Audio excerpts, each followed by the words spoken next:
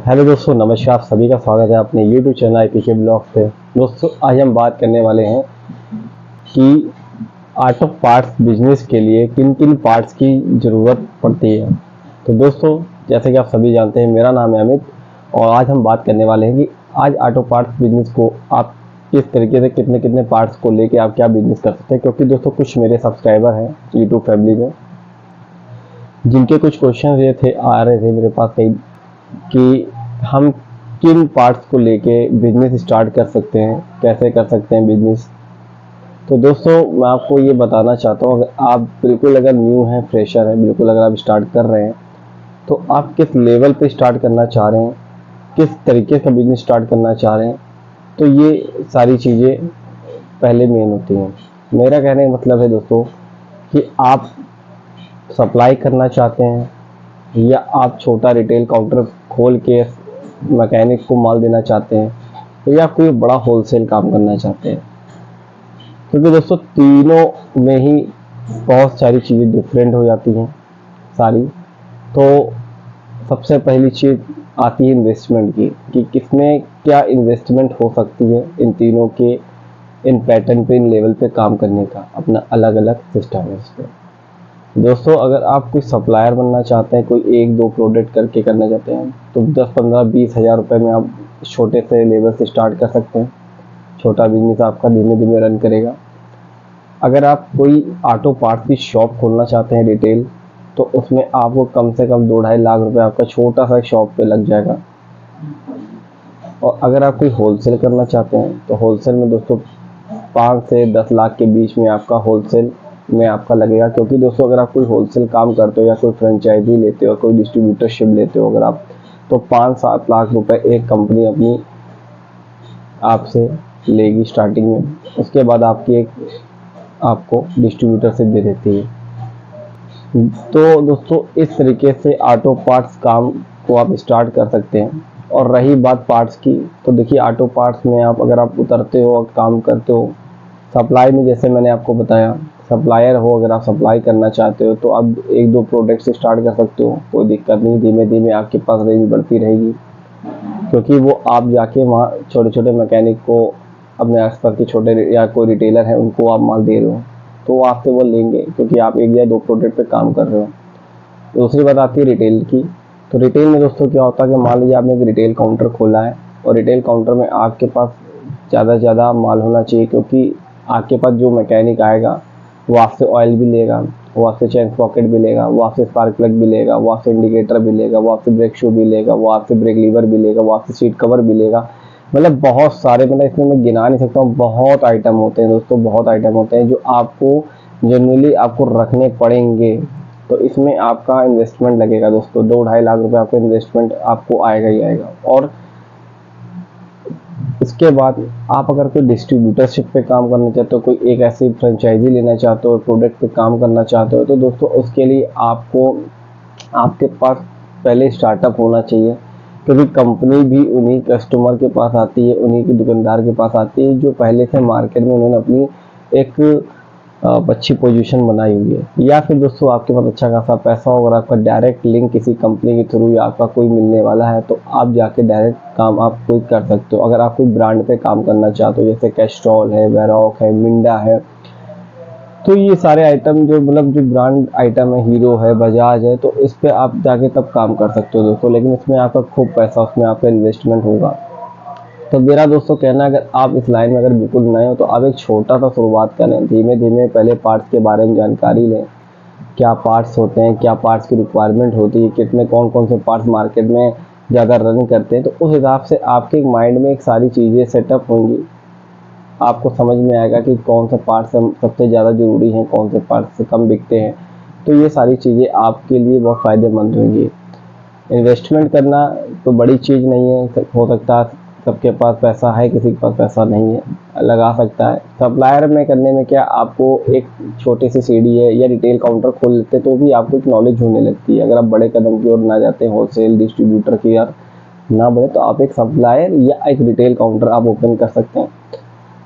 सबसे पहली चीज़ जाननी ज़रूरी है, आपके क्षेत्र में कितनी मैकेनिक शॉप्स हैं, कितनी छोटी शॉप्स हैं, उनसे संपर्क करिए। पहले जानिए कि क्या-क्या पार्ट्स आपके यहाँ अवेलेबल होते हैं, कौन-कौन से मिस्त्री क्या-क्या पार्ट्स की ज़रूरत माँगते हैं। तो उस हिसाब से कुछ लोकल पार्ट्स भी यूज़ होते हैं, कुछ जेन्युइन पार्ट्स भी यूज़ होते हैं, कोई दूसरी कंपनी के ओईएम क्वालिटी के पार्ट्स भी यूज़ होते हैं। तो बहुत सारी इसमें चीज़ें आपको जानकारी जब मिलेगी, जब आप इस लाइन में छोटे से स्तर पे कदम रखोगे और आगे चल के इसकी पूरी नॉलेज आपको धीमे-धीमे होने लगेगी। अगर कोई व्यक्ति कहता है कि ये चीज़ ज़्यादा बिकती तो आपने वो माल भर लिया, कोई कहता है ये ज़्यादा बिकता वो भर, ऐसा कुछ नहीं दोस्तों। आपको सब देखना होगा, आपको समझना होगा क्या प्रोडक्ट आपका बिकता है। हाँ, जनरली अगर आप मार्केट कर रहे हो या मार्केट में आप बैठे हो या आप दुकान खोलना चाहते हो, तो जनरली जो एक नॉर्मल जो पार्ट सबसे ज़्यादा सेल होते हैं, जैसे आपके ब्रेक शू हो गए, आपके इंडिकेटर हो गए, आपके ब्रेक लीवर हीरो होंडा के हो गए, सीट कवर हो गई, फाइबर हो गए आपके क्वालिटी, अच्छी क्वालिटी में भी हो गए, उसमें सस्ती क्वालिटी के भी हो गए, चैन स्पॉकेट हो गई आपकी, जेन्युइन में भी हो गए, रोलन में भी है, डायमंड में भी है। तो ये सारी चीज़ें आपकी धीमे धीमे आप रखोगे। थोड़े छोटे नट बोल्ट होते हैं, पेंच होते हैं, स्प्रिंग होती है, साइड स्टैंड होते हैं, मेन स्टैंड होते हैं। तो मतलब दोस्तों इसमें रबर्स होती है, ग्रिप कवर्स होते हैं, मतलब इसमें जो ये सब आइटम धीमे धीमे आपको मैकेनिक खुद बताएगा। बैटरीज हो गई। तो जब मैकेनिक आपके पास आएगा दोस्तों, जब आप एक दुकान खोलोगे, तो जब आप नई दुकान एक खोलोगे तो मैकेनिक जब आपके पास आएगा, जब उसको लगेगा कि नई दुकान खुली, तो आकर जब वो आएगा, वो आपसे वो चीज़ मांगेगा कि भैया मुझे ये चीज़ चाहिए। तो आपको देखना कि आपकी दुकान में वो चीज़ है या नहीं। अगर नहीं है तो आप उस चीज़ को लिख लो और मैकेनिक से भी पूछ लो कि भैया ये आपको अभी चाहिए या मतलब एक दो दिन में आपको दे दें। अगर वो बोल रहा है कि दिन में आपको दे देना, तो आप उस चीज़ को होलसेल मार्केट से जाके या परचेज करके या जहाँ से भी आपका माल आता है वहाँ से परचेज करके उस आइटम को आप उस बंदे को दीजिए। इससे क्या होगा कि आपको नॉलेज हो जाएगी, एक प्रोडक्ट के बारे में नॉलेज हो जाएगी कि आपके पास ये प्रोडक्ट की रिक्वायरमेंट आ रही है।